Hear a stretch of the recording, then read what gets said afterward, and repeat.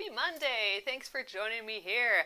We are going to work on the new Aurifil quilt block of the month project. So it is going to be an applique of a lemon. I don't know if you guys can see that. There's a lemon slice. We are going to be doing this entire project as an applique. So in the instructions, the designer did use machine embroidery. We are going to do an applique version of that. So thanks for joining me. My name is Alyssa Thomas from Penguin and Fish, where we make cute embroidery kits for the beginning crafter. And I'm here every weeknight at 8:30 p.m. Central Time. And it's a time that we can relax and craft together. So I'm here for about an hour, and I work on projects from beginning to end so you can be part of the whole process along the way. So, all right, you guys, let's start this cute little lemon. That is our project for this week. Okay, so thank you all for joining me. I am watching your comments. We are on Facebook and on YouTube here, so you can choose which you like. I have on my iPad, I have the Limone block. It is for Sicily. So every block from this quilt is an Italian city, and it features a color palette. So yellow is very much the color palette for this month. It is by Kate Toney of Tough Kitten Crafts is the designer. So you're just taking a little closer look. Here's the applique piece here. I think we are going to do some fake needle turn applique. So what I think, I don't have any of that glue backing stuff, the paper anymore. What is that called? That with the glue on the one side that you can put on your applique piece. I always forget the name of that. All those stabilizers. I can never remember the name, but I don't have any more of that. I'm using that Steam 2 typically, but I need to get more of that still. So we are going to do the method where you actually sew a different piece of fabric on the back of your actual color.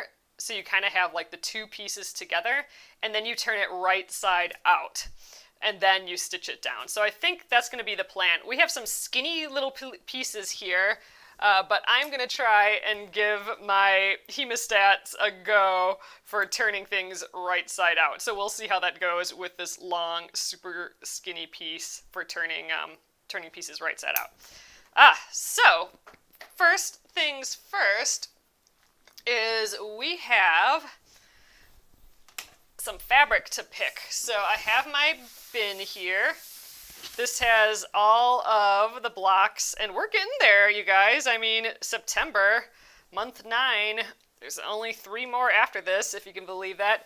So we'll get to sew all these together soon. Just paging through them again. Gosh, there was a lot of embroidery on that one. I forgot about all that embroidery. Oh, these are fun to look back again. I haven't seen them in a while. But you can start to see like all the different colors. The one thing keeping them together is this dark gray. So I can get it right side up for you guys. We'll just page through them quick. So this is last month. It is still in the month's order. This is my block. I was one of the designers for this quilt. Fun. Verona. There's fun mountains, applique mountains, thread painting, and our first block with that strip piecing there.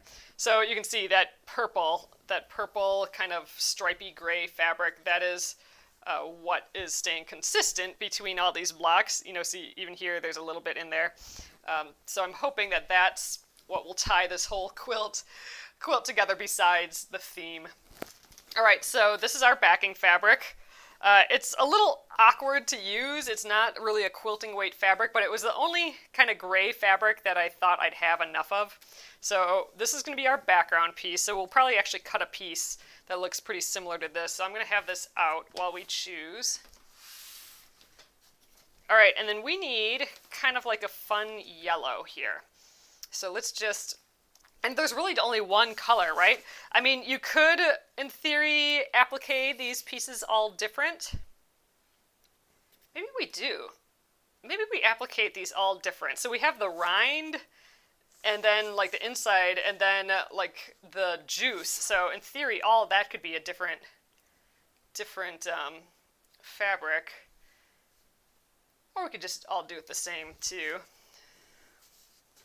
This is kind of nice. Then we can see what it'll kind of look like on the gray here. So let me know if you guys are working on this, or what stage you are at with this. This was released on the 15th, so we're just getting to it now. Let's see, we kind of have this kind of butterfly fabric again. I'm almost inclined to do just the same color through the entire thing. All my other yellows, I mean, this is kind of bright, but I kind of like how plain this is. Like, this is all just too much, I think. I like it just staying simple. Yeah, and I actually don't really have that many yellows either. My goal is to use fabric from this bin. This is my bin of random fat quarters that I've collected for some reason through the years. This is kind of cute, but I think we'll stick with the dots. I mean, it could be a rind, but yeah, you know what? I'm gonna just stick with the dots. So my restrictions are that I have to use this gray and I have to use fabric from this bin. So I think we got it. We're gonna just go with that. So all right, let's scooch this feller out of the way. I think this will just be sweet and pretty, just the one fabric like that. Okay, so let's kind of prep our pieces. First thing is that I'm going to need a 13-inch piece of this fabric. And let's get the ruler out here. I'm going to have to expand my table, my cutting mat here. Okay, now we've been using this this fabric for this whole quilt so far, so it's cut up in just weird shapes. Oh, Rebecca said she has not started. Oh, Amy is starting it now. That's cool. All right, so here's a nice clean space to get a 13-inch. We got a corner there, but let's see what else we have going on here. Well, chances are I'll use up all this fabric in some way, so I am gonna cut on the nice clean end just because it's gonna be so easy. So I'm gonna get it so that my corner is down on this side. And so this is an estimate. Ultimately, we need this to be 12 and a half inches before we sew it in the quilt. But because we're doing applique, a lot of times in our instructions it has us do a little bit bigger. So we're going to do the 13 inches. Let me grab a ruler here. All right, so I have just my 12 and a half inch ruler.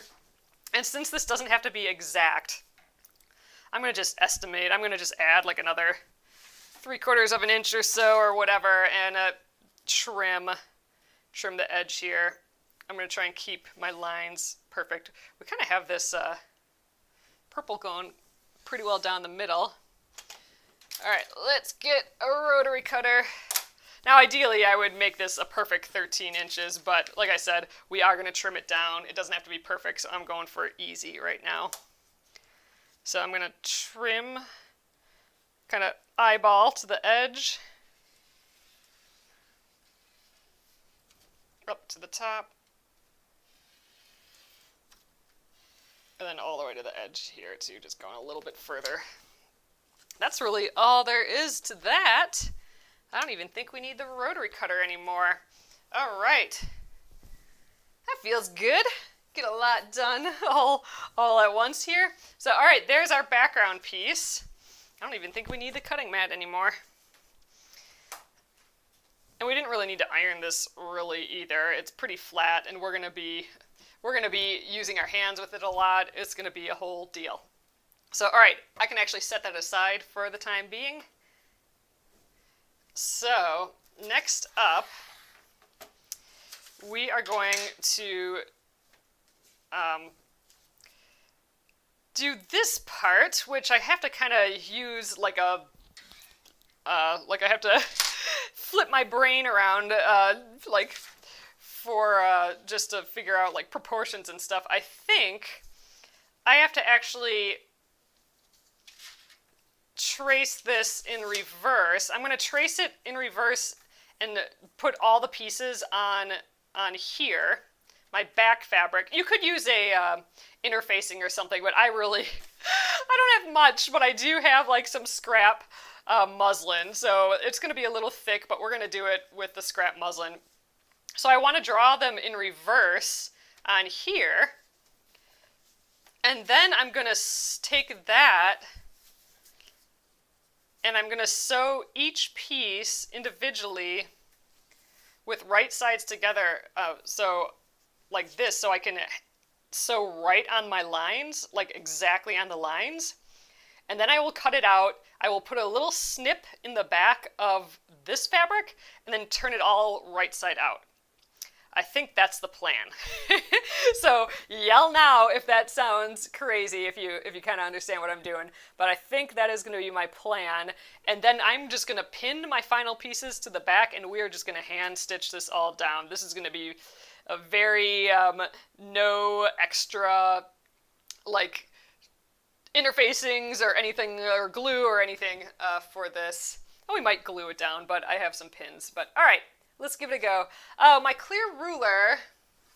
So I got this a while ago. This is, oh gosh, I don't even know. It's a Simplicity. So it's spelled funny. It's Simplicity. And, oh, maybe it's not spelled funny. Maybe I'm just seeing things. But it is like a goofy thing to make like a pineapple block. I have never done that. I actually don't especially like this ruler because it doesn't have any other lines except for inch lines, because you are supposed to make this pineapple block. But I do like the size. It's a 12.5-inch size, which is the exact size of what our final blocks need to be here. So I'm happy about that. It's always nice when you're doing a big project like this to have a ruler that's just right. So I do think I need to flip this so it's in reverse before I trace it onto here. However, the lines are awfully light, so I might actually have to, if I can't see them with my light table here, I can just barely see them, I may have to, I can just barely see them. But I was thinking I might have to actually draw them darker on the other side. But all right, so here's what I'm going to do. I'm going to label these. So let's just go 1, 2, 2, 3, 4, and we'll go like 1, 2, 3, just so I can keep track of them. All right, so I want to sew, or I want to draw the shape on my muslin with a good about 1/2 inch seam allowance, or a 1/2 inch between each piece. And the pieces don't have to be laid out the same way as they are on, actually, so I can go like this. They don't have to be the same way as they are on the design, because they'll need to be separated. Wow, okay, this is definitely difficult to see. I may actually still, yeah, you know what? I'm going to just take a good old Sharpie, and I'm going to just at least kind of mark these shapes a little bit more, because this is being really difficult to see because they're so thin. Oops. So this will just help me trace these shapes a little bit.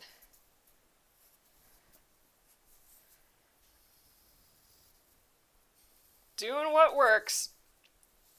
Down and dirty on this today. I think this is going to be fun though. I haven't done an applique like this in a while, and it gives you that needle turn applique effect where your applique pieces actually look kind of raised off the surface, which is kind of fun.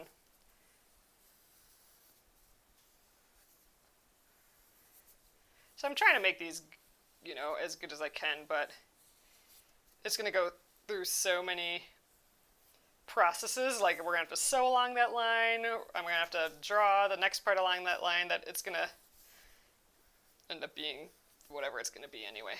But I am trying to get it relatively good here. There. All right, let's see if that helps. Oh yeah, I can see that so much better. All right, let's try tracing this again. Get my line on there. You could tape all this down, but just for these small shapes, and I'm going to be moving the fabric around quite a bit, I'm just going to do what feels right. So I'm just tracing with a pencil. I thought this might be just an easy way to trace it with a nice thin line, and then I'm going to actually stitch directly on top of this line. But let's see if I can actually see this. Oh yeah, so that's what we're going for. Just the shape traced on here, and I'm going to put a 1 on here. So there you go. That is our first piece, 1. And now all these other ones, I'm just going to put about a 1/2 inch away, because we're going to actually cut down the middle of them to separate them. So they don't have to be right next to each other. I'm just getting them on the fabric here.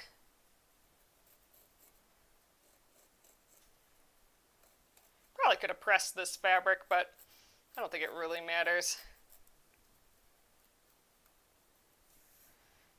Okay, that's 2.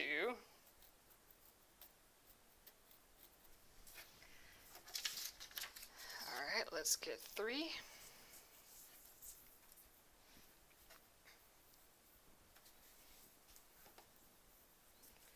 Maybe we fit it in here.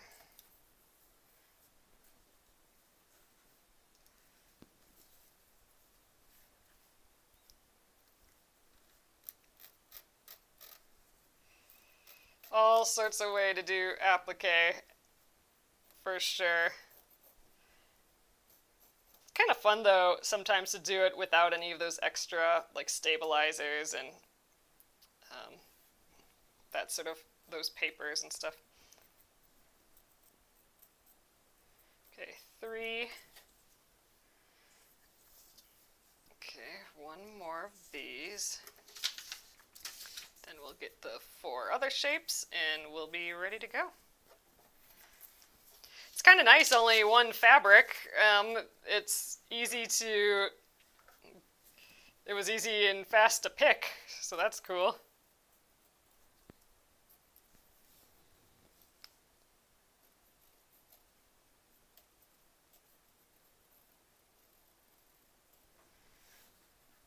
That means we get all this time to move ahead real quick on it. All right, let's just see what we got so far. All right, here's number 4. All right, those are our little sections of our lemon there. I don't know if you guys can tell. It's just with that pencil line. All right, let's do this big arch. The big kind of rind. I'll go like right here with it.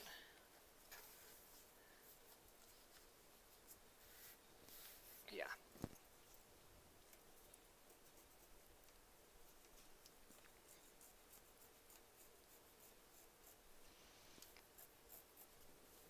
I gotta walk in the rain a little bit today.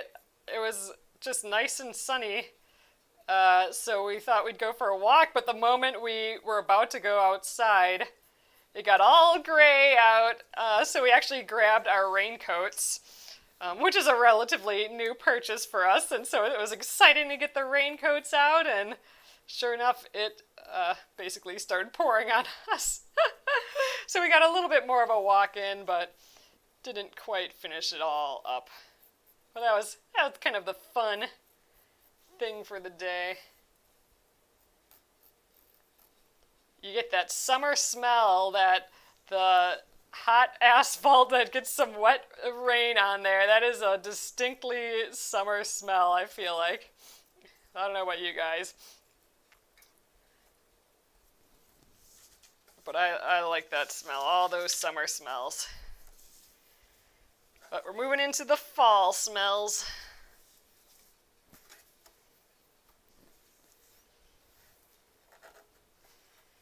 All right, let's just do all these in the area that's flat.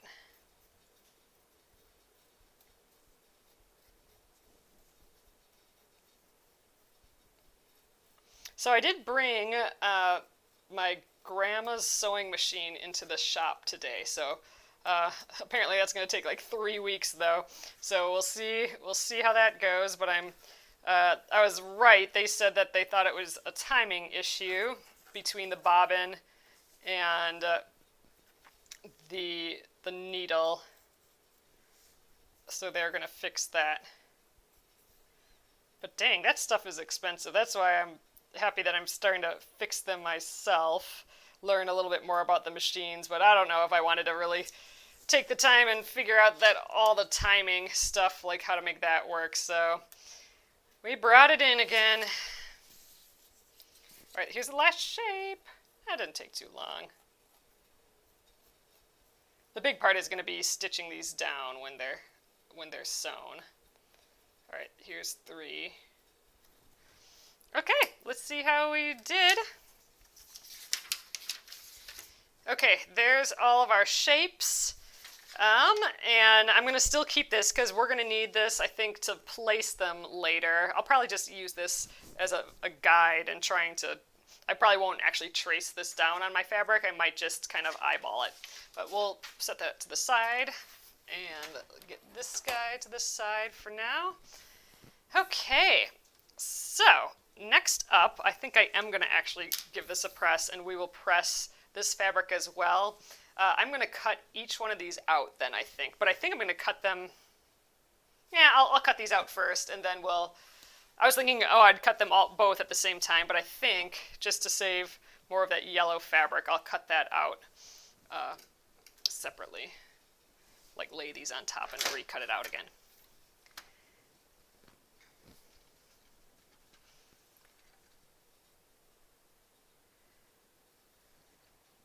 So that's exactly what I'm doing, Carol. Would you need to cut them apart, or can you just stitch to the yellow? So I could do that. You're absolutely right. I wouldn't actually need to cut these apart. I could just lay them right on the yellow and sew all of them all at once. But I think, probably like this, like up in the corner. So I could just leave this on the machine and sew around each of them. And you know what? Maybe that would be easier. I was thinking it'd be easier to do them individually, but it might be kind of fun doing it this way. Although I feel like I could maybe preserve a little bit more fabric by cutting them out. I think we're going to cut them out. Let's do it that way. Then I can have more of this pretty yellow fabric left over. But you could definitely sew all of those all at once and do it that way, and then cut them all apart after. That would actually be kind of fun, but let's do it this way. And I can save some of this prettiness. This will be a good yellow for this. All right, I think that's good. Let's trim these apart. So I'm going to grab just my scissors here, and I'm going to trim these. I'm going to just roughly do it. It doesn't need to be perfect, but I do want at least a 1/4 inch seam allowance around it. We're going to trim this when we're done, so I'm not like too worried about it. So there we are. I don't want to really waste my yellow fabric though, so I am going to maybe trim a little bit more. All right, and you know what? I think we're going to just pin all of these to the fabric. So let's get some applique pins. We'll be using these applique pins later. These are just like itty bitty pins. These ones are by Clover, but they're just small. Like here's an applique pin compared to one of my other pins. So just a whole lot smaller, so that doesn't get in the way as much, I suppose, when you're doing the applique. So I could fussy cut these, but I'm not going to worry about any of that.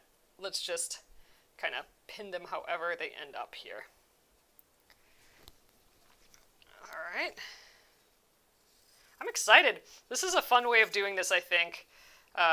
You don't need all the special things. That's what I like about it. All right. 2, let's just kind of slide it in like so, I guess. I think I am going to, well, maybe now I could keep all this yellow fabric together. I don't know. We could, but I like that I'm kind of puzzle piecing this all in here because I didn't do a great job at that on my scrap fabric here.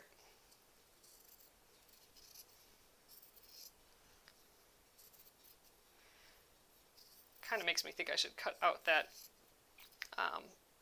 the rind before I get too far in here.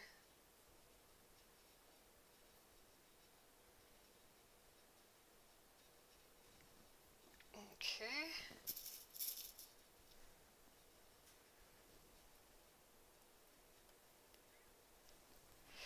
Gina, this is not interfacing, so I couldn't find any. I gotta buy all this stuff again, but I couldn't find any interfacing, and I ran out of my Steam-A-Seam 2, which is that fusible interfacing. That's the word I was trying to think of before.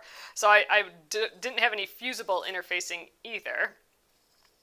So this is just a piece of scrap muslin. So it's just, you know, a scrap piece of like throwaway fabric or whatever. You're not going to see this. And I do like the idea that it's just going to be fabric when I'm done. It's not going to have an extra layer of, you know, interfacing or whatever. So I do kind of like that. All right. This guy might be a little tough to sew. Let's just tuck him in right there. Yeah, maybe we can put one of the little squirt lines in there. Let's throw a bunch of pins on here. So ultimately, we are going to be sewing along the pencil line. Now this is going to be real tricky, this one, to turn right side out, but I thought it'd be a fun challenge. I think I might actually cut a hole right in the middle and try and pull out this side and then pull out that side. So we'll have a little middle that we'll have to deal with that'll have to get stitched up a little bit, but I think we're going to be good.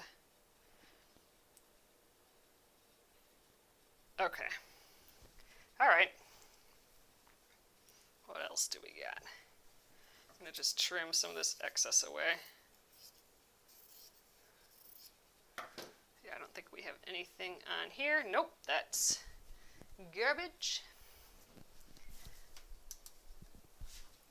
All right, 4 more pieces here. I think this smaller middle droplet we can get in the center there yet.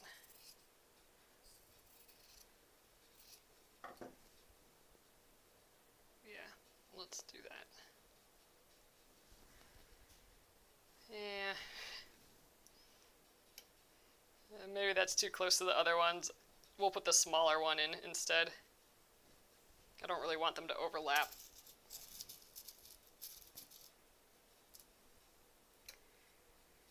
Oh, Colleen says explain TikTok to me. So I did a post in the Penguin and Fish Crafters group. I was working on a different project, and then TikTok came up in that project, and I put a link to a TikTok that I did last week. So TikTok is another social network, but it's like 15-second to 1-minute videos. And a lot of people do a lot of like learning type videos, but they're also just like really fun videos. There's lots of comedy stuff on, but they're just like these quick little videos. And you can't rewind. You gotta watch them all or flip to the next one. It'll repeat when it's done.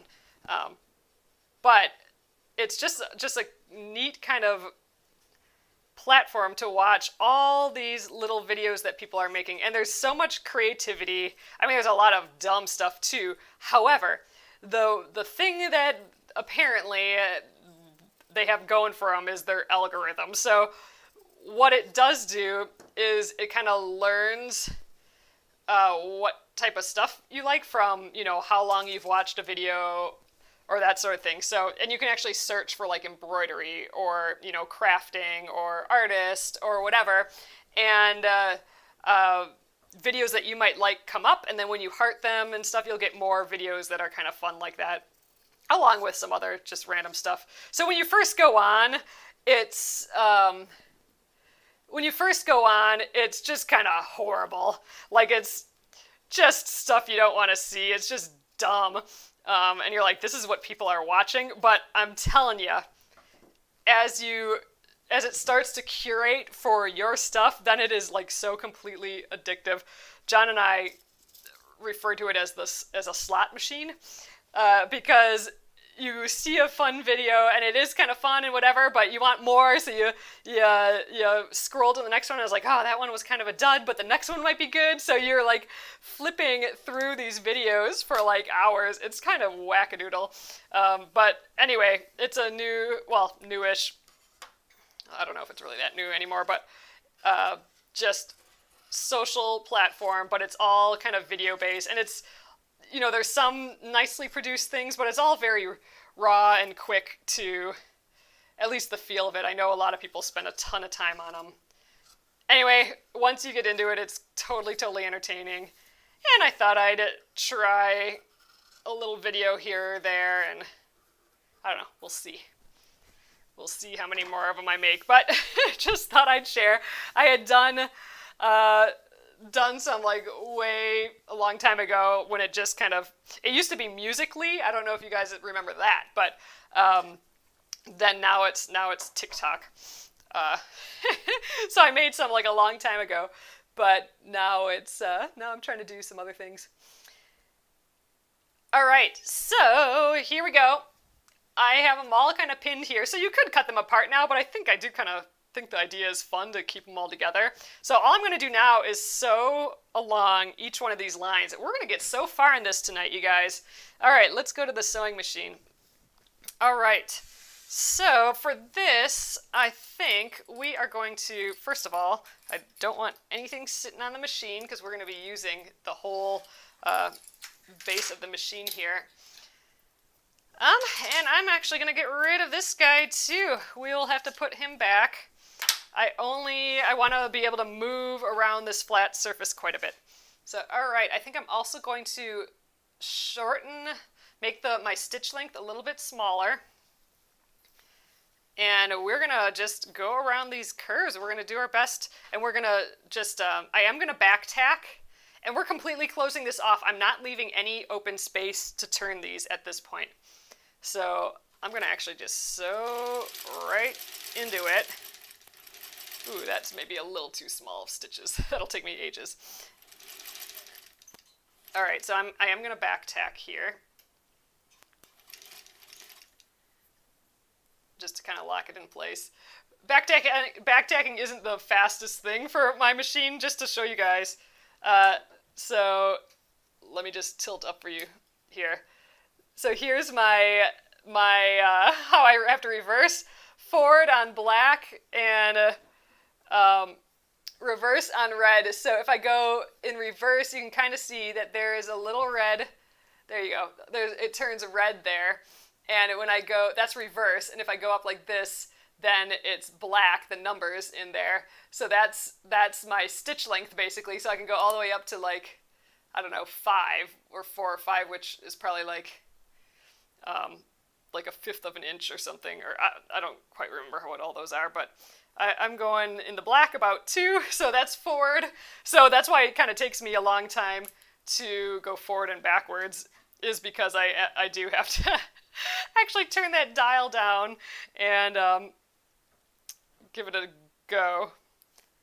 All right, sorry guys, let's just get situated again here. But it's just kind of a fun thing about the machine, I think.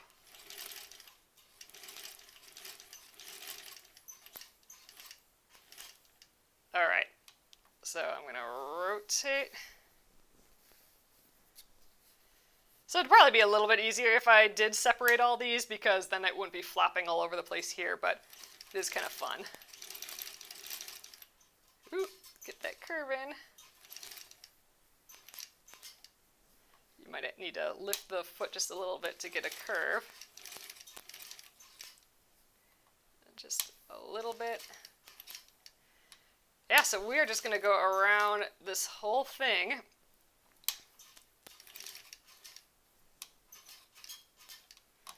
It's also a little bit difficult with my machine to do this because I don't have like a needle down position on my machine. So, oops, I just have to like barely touch the pedal and hope that I land in the down position.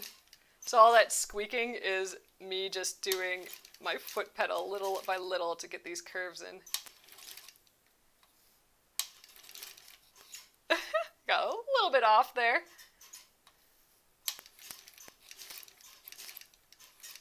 And obviously when these are sewn together, I don't need that pin anymore.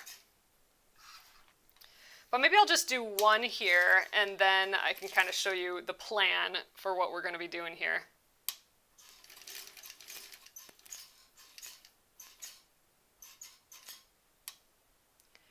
Yep, I will clip the center to turn, so I'm just trying to read comments too here for a little bit.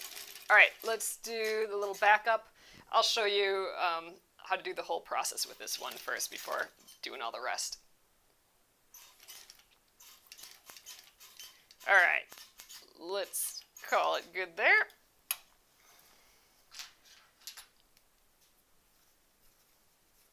I'm going to just snip, and let's do this whole thing, try and do this. So here we go. This is the one that I sewed. So what I need to do is cut this out now, and I am going to cut it like just shy of that 1/4 inch. And actually, you know what, you guys, I might cut a portion of it with the pinking shears. So I use a pinking shears, which is that zigzag scissors. I use that when I have to go around a rounded edge like this, something that I'm going to turn inside out. I'm going to just trim it out of here first. So I'm kind of cutting that 1/4 inch seam allowance now. I can go a little less than that really, but I'll do that with the pinking shears.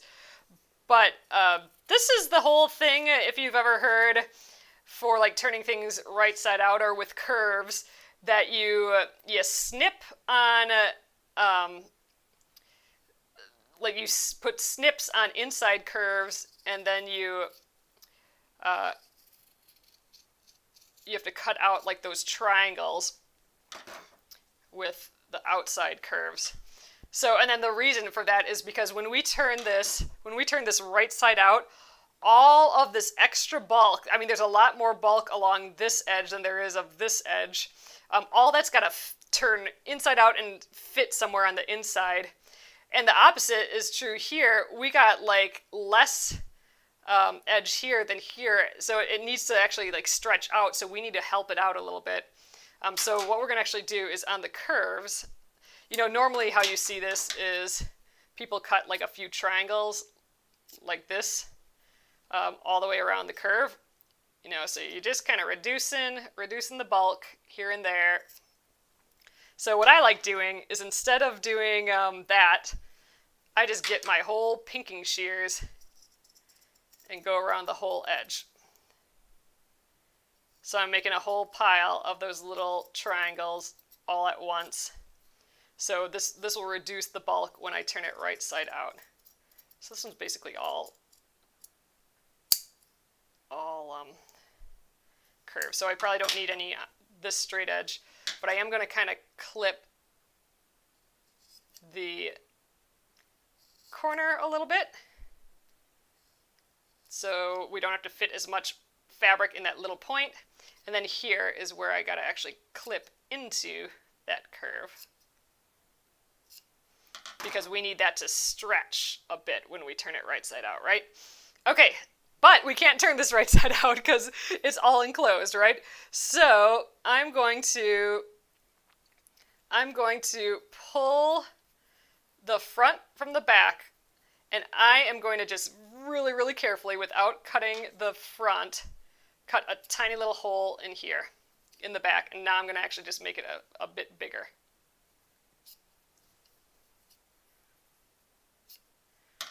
All right, so now I have that hole. This is what we're going to turn right side out.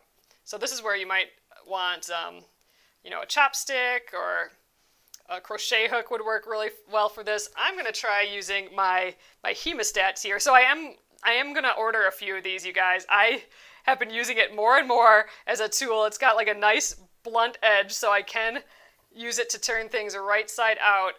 And the best part is I can actually grab different parts with the clamp part of this, the whole idea of a hemostat.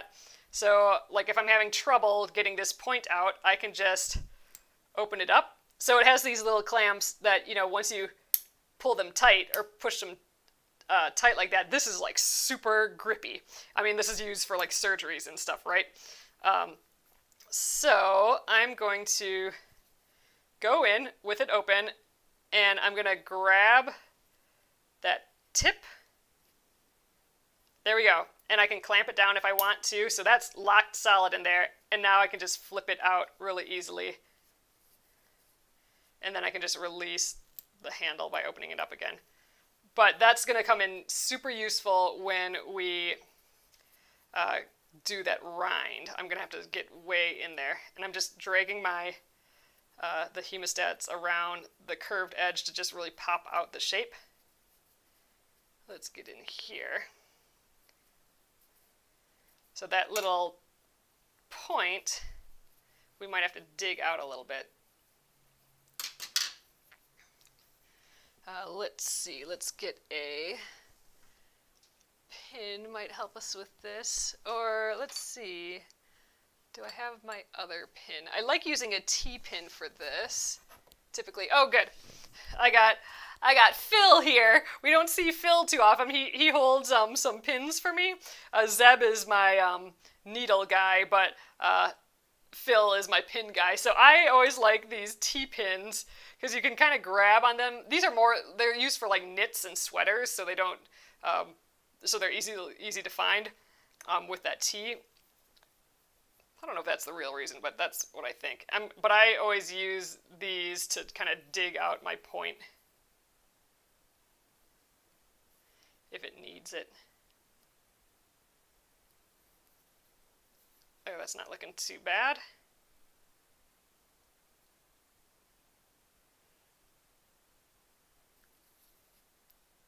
You want to be careful doing this because you don't want to accidentally like pull a thread out or something. There we go. I think that's about the best we're going to get with that. So I still want to like push these shapes out, but I can do that a little bit more when I'm actually stitching it down too. So there we go. That's kind of my piece, and this will just sit on the top, and I'm going to, you know, you can see this fabric below, but I'm going to just put the tiniest little stitches onto my back fabric. So we're going to pin it to our back fabric, and then I'm going to put the tiny little stitches in, and that's going to pull down the top. So when I'm done, it is going to look like it's just the top fabric that's been stitched to this back fabric, and we'll pick it out as we go just to get that really nice edge. But then this whole piece is going to just look like it's floating on top. It'll be really, really pretty, I think. So it'll give it a little bit more dimension than if we just fused it on. So I'm pretty stoked. I think this is going to work out great.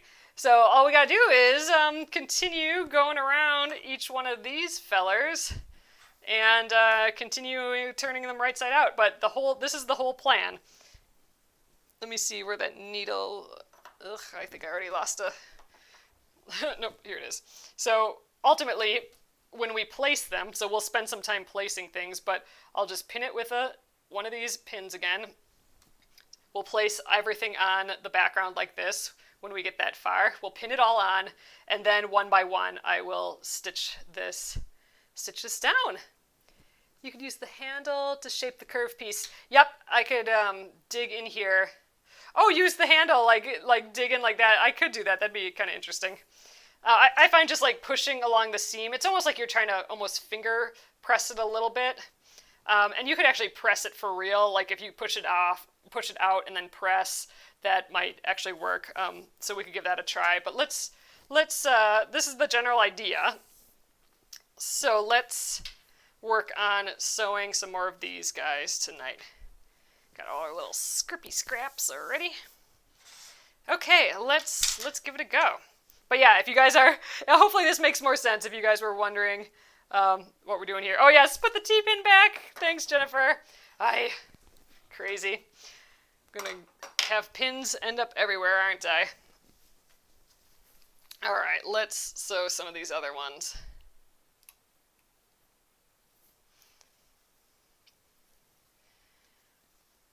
So maybe it is silly that I have all these on here, but I think it's kind of fun still, so we're doing it.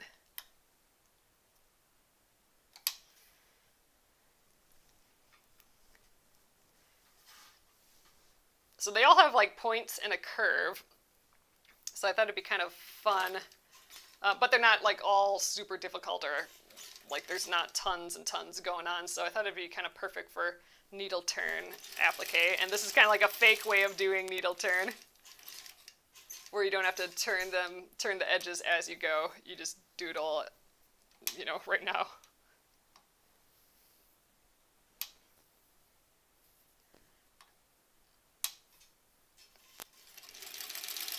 It is kind of fun just being able to sew on a line though, versus, you know, having to think about seam allowances and all of that. Although it looks like I'm not all that great at sewing on a line. So maybe I need this practice.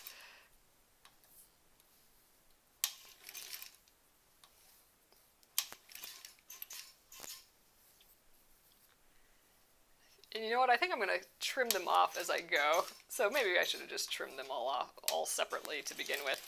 And maybe I still will do that. I think this might get annoying, actually, having them all together. But you can do it all together. Alright. Gotta get that needle up.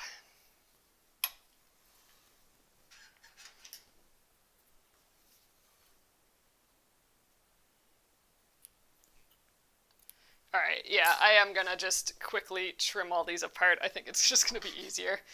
It's an extra little trim, but I don't want all the bulky everywhere anymore. Oh, Sylvia says that she does patches for her pants like this. That's cool. Yeah, it gives it another, like an extra layer.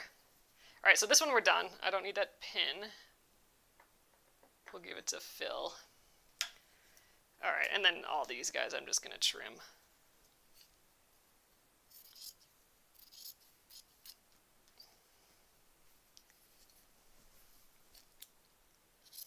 Make it a little easier.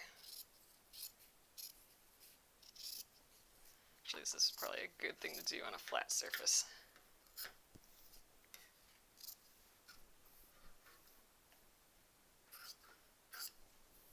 I don't want to accidentally snip him. Alright, 2.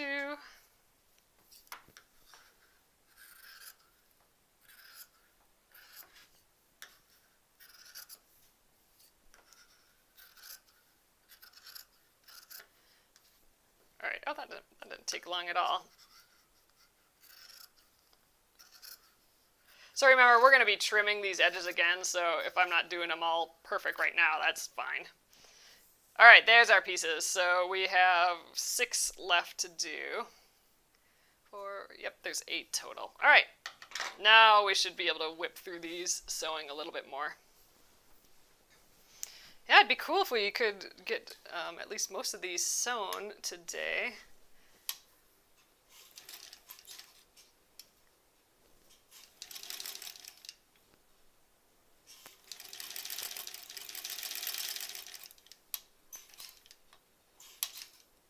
These little curves, I gotta do like 1 stitch at a time.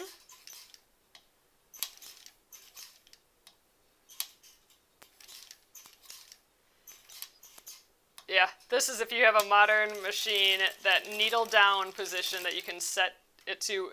What that does is anytime you stop, it'll automatically make the needle in the fabric, in the down position, whereas now I'm just trying to touch my petal just right for that. We'll be able to shape this a little bit though as we stitch it on.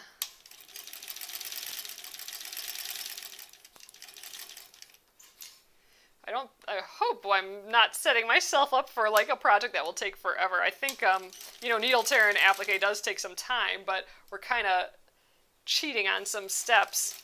So I'm hoping the actual stitching will go pretty quick. But, you know, there's 8 pieces still. All right, I think I'm going to just start the next piece. I'm going to just run off the side here. And let's just start the next piece. Actually, I'm going to kind of come in on the side of this too. I'm still going to do the back tacking. This may or may not have been a good idea. Let's snip him off. Then I don't have to deal with all these threads each time.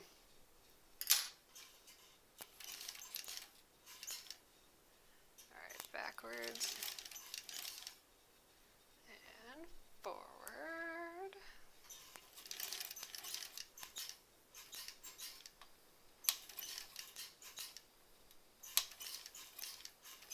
I like the idea though that you get to sew around the whole thing. Like, when do you get to do that when you're turning something right side out? Not very often. Usually you have to leave a space somewhere, then make that edge pretty somehow, but this way we can sew that nice edge right away.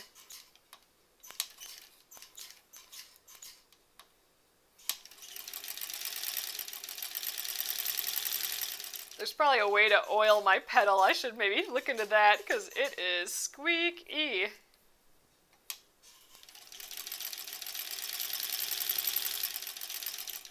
All right. Get that back tacking again. All right, I'm going to go off the side again, and let's get that other shape that looks like that. Yep, Gretchen, I am directly on top of that line. I'm not adding a seam allowance or anything. I'm exactly on the top. I mean, if anything, I suppose you want to err on the just a hair outside the line, but I'm just going right on top.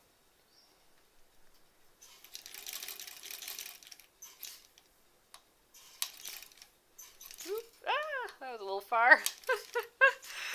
Couldn't get the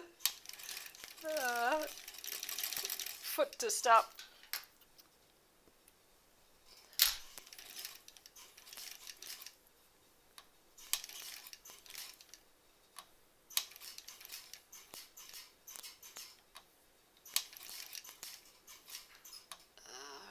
Okay.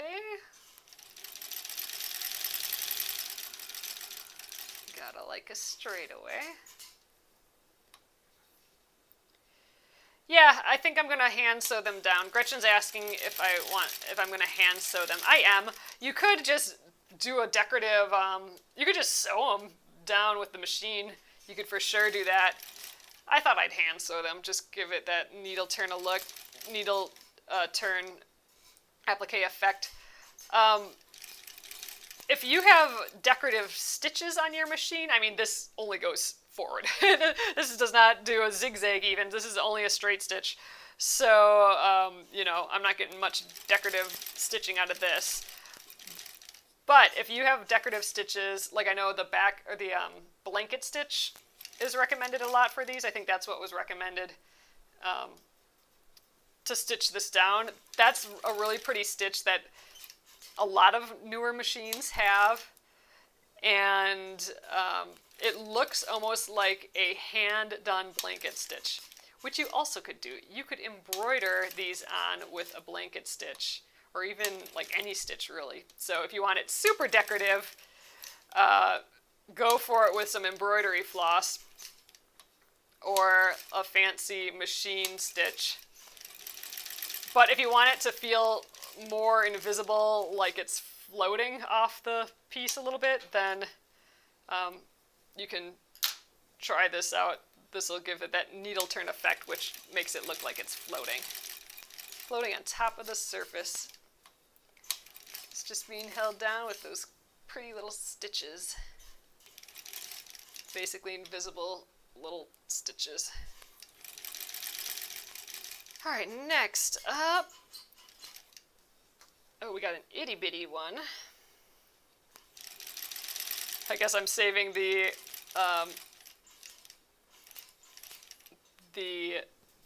rind, that big rainbow looking one. I guess I'm saving that for last because that's my only one left after this one. Cool, so we're gonna get these all sewn tonight. Easy peasy. We are well far along on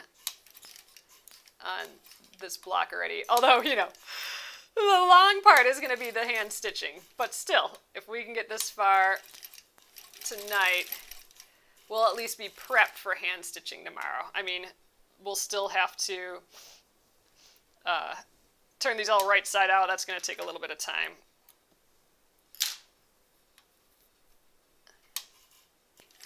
But maybe not. That could go quick.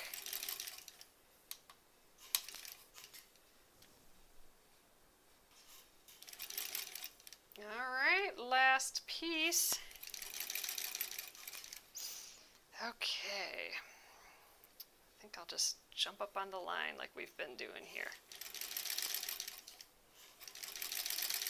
So this one I might take out the pins as I go just because, oh, see already this is so small that I'm gonna stitch over them, like my foot's gonna go on them. So I'm gonna just take them out. Get out. There we go.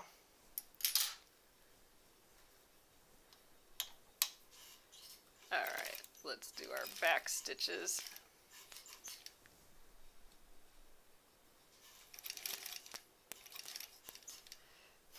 Now this one is going to be so tight to turn right side out, but we're going to give it a try. This one's going to be the challenge. We'll see how we do. This one I might even more try to err on the side of just being a hair outside the line, but I don't know how well I'll be able to accomplish that. Because then it'll be just a little bit bigger. All right, let's get rid of this guy. While I'm here, let's snip off him so he's not given extra weight.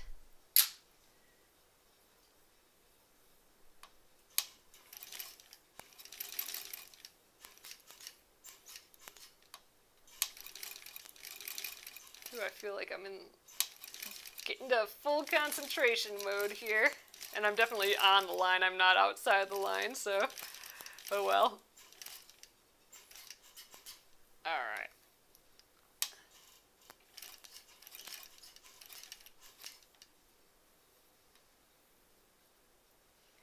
Ooh, inside curve. Let's see how this goes.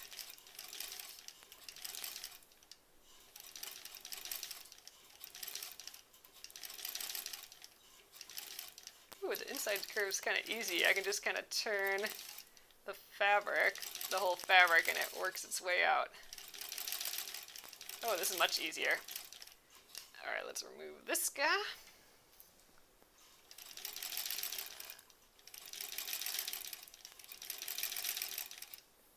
Ooh, this rind's looking awfully skinny over here.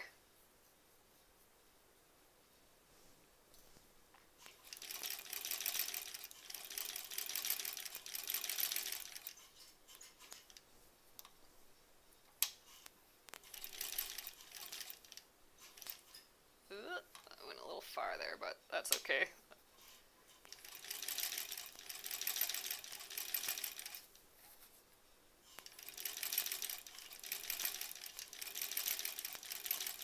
So I got this a little better down so I don't have to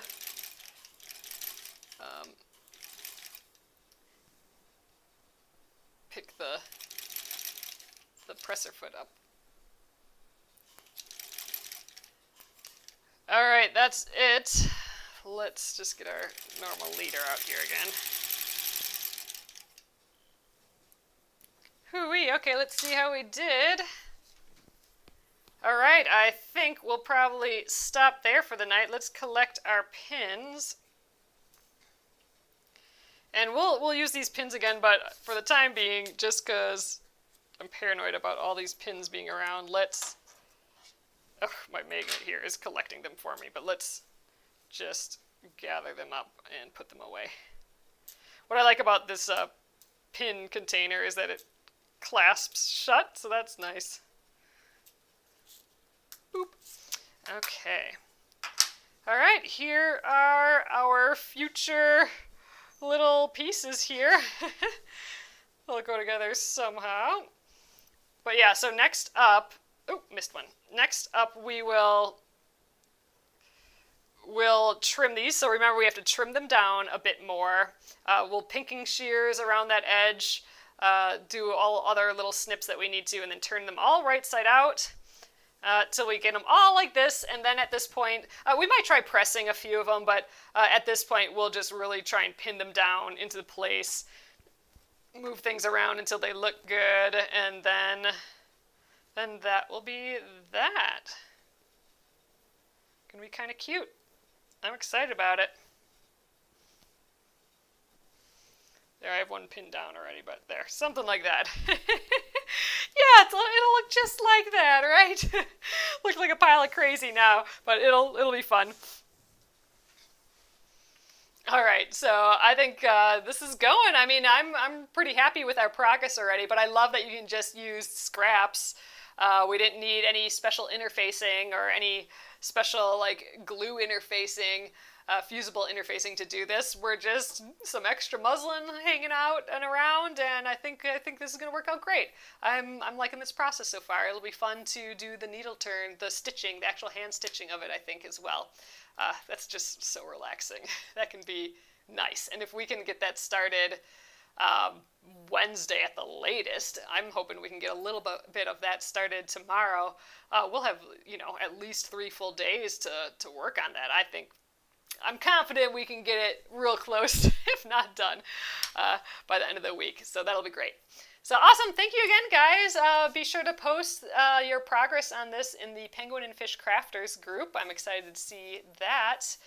And yeah, if you're hanging out on TikTok, I'm going to try and do some more of those at some point. And I'm Penguin and Fish there as well. So we'll see how it goes. So thanks again. Have a great evening, and I'll see you all tomorrow. Good night.